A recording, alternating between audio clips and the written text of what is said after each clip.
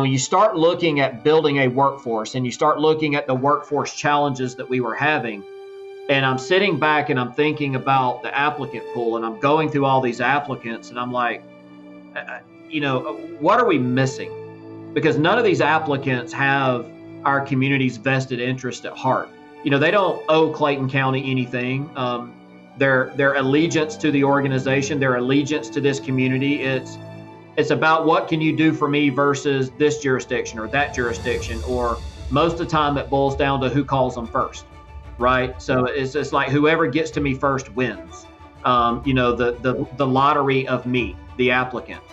So when I started looking at, I'm like, if we really want to build an organization that reflects its community, an organization that's built of employees that has a loyalty to the community, would have a loyalty to the organization, then you got to do that from within.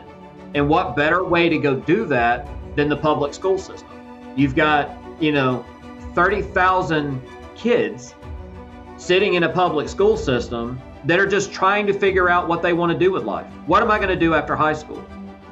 And in our community, for so many of them, college is not an option. They know it's not in their books. Their families can't afford it.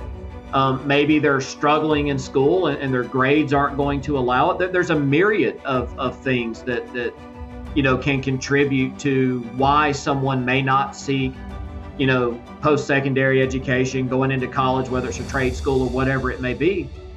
So we started looking at programming and talking with the school, and we're like, look, you have a version of a course where you teach kind of some intro to public safety, law, criminal justice. It was really more law and criminal justice heavy than anything.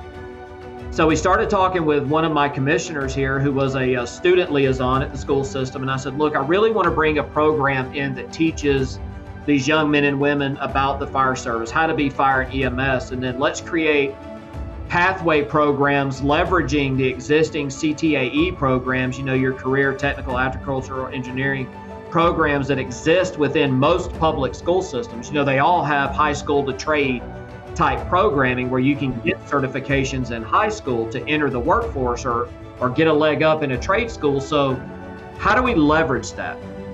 How do we build a similar program and then start building the next employee so that I don't have to go through a 4-month hiring loan process to try and vet through all these candidates, or so that I don't have to try to break old habits from other organizations and retrain them how I want them to function here.